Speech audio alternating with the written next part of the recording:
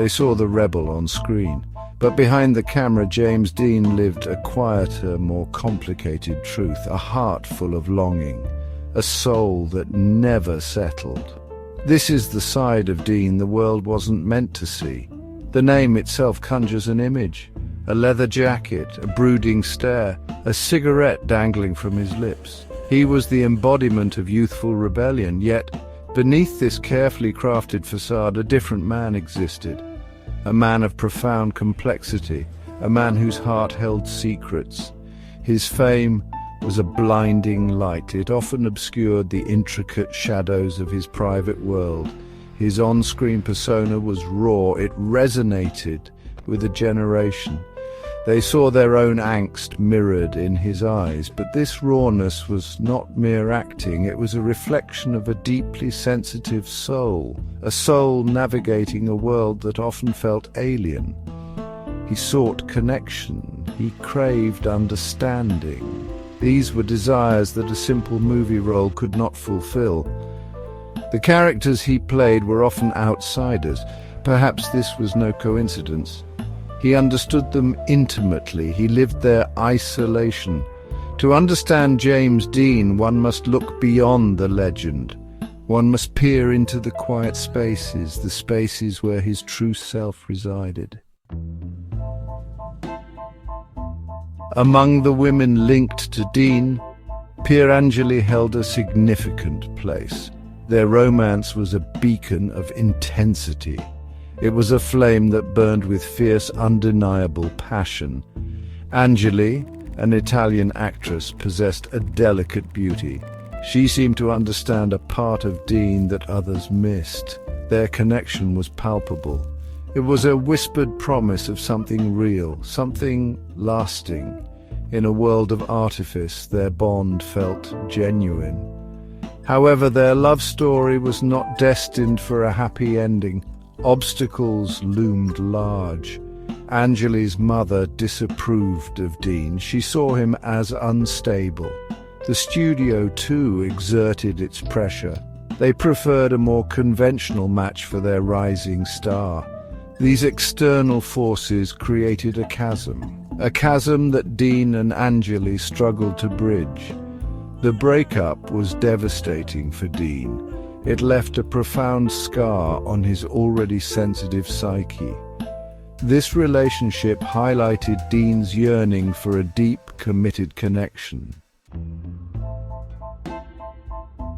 The narrative of James Dean's love life is not confined to women. Whispers, rumors, they suggest a more complex tapestry of affections. The 1950s were an era of stark repression.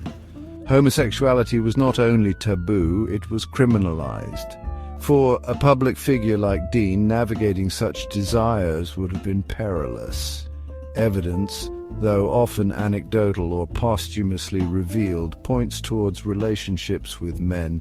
These were not casual encounters, some suggest. They were meaningful connections. In a world that demanded conformity, these relationships would have been acts of quiet rebellion. The truth, as always, is elusive. It is shrouded by time and the deliberate obfuscation required by the era. Dean, by all accounts, resisted easy categorization. He was a man of fluid emotions. He was drawn to individuals, not to genders. This in itself was radical for his time. His relationships seemed to be driven by a search for genuine connection. He sought souls who resonated with his own. William Bast. The name is inextricably linked with James Dean. Bast was Dean's first biographer. He was also his roommate. Their relationship was undeniably close, deeply significant. Bast himself later confirmed its romantic nature. He spoke of a shared intimacy, a bond that transcended simple friendship. This revelation, long after Dean's death, added another layer to the enigma. It provided a crucial piece of the puzzle. Their connection began before fame found Dean. They shared aspirations. They navigated the struggles of young actors together. This shared history forged a powerful link. Bast understood Dean's vulnerabilities. He saw the man behind the emerging myth. In Bast, Dean likely found a confidant, a safe harbor in a world that often felt overwhelming. Their relationship was a cornerstone of Dean's private life. It was a space where he could, perhaps, be more himself. The glare of the spotlight, a mask for inner turmoil.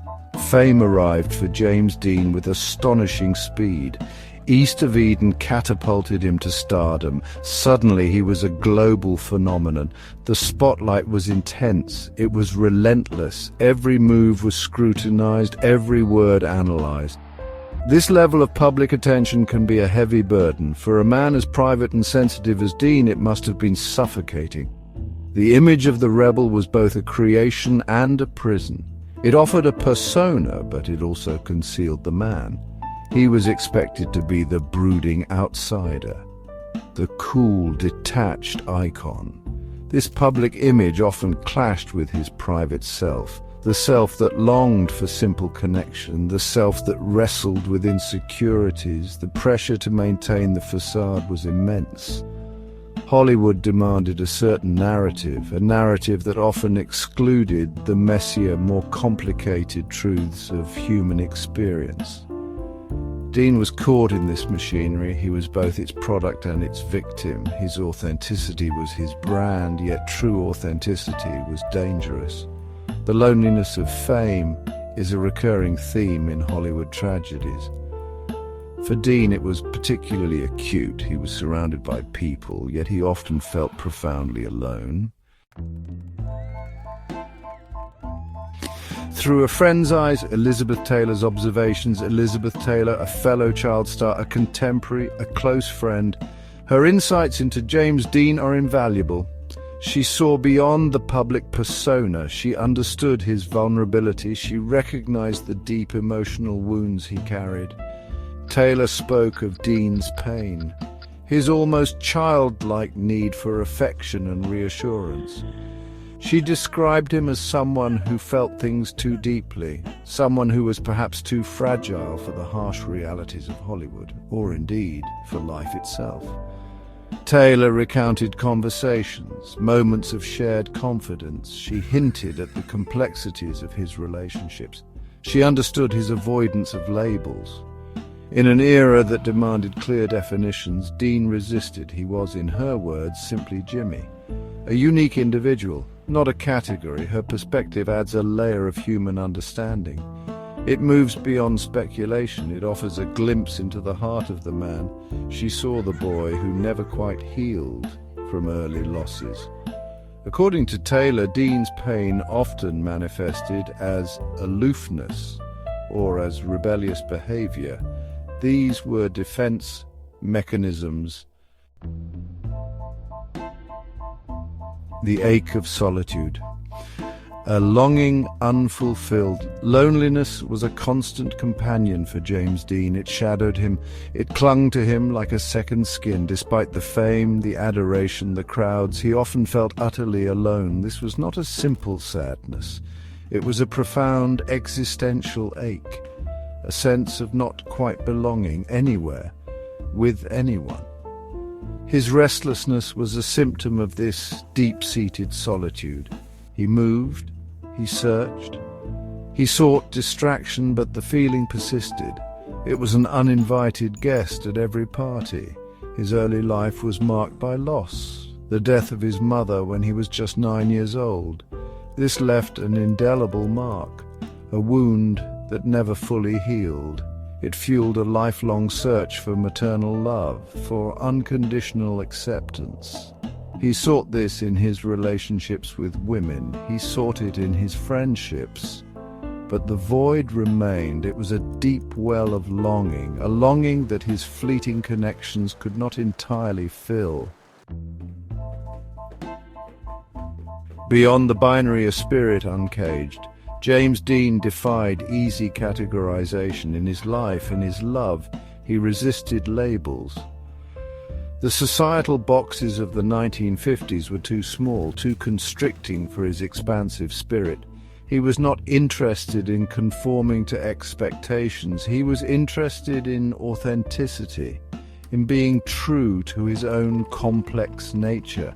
This applied to his sexuality as much as to any other aspect of his being. He loved whom he loved. The gender of the person was secondary to the connection itself.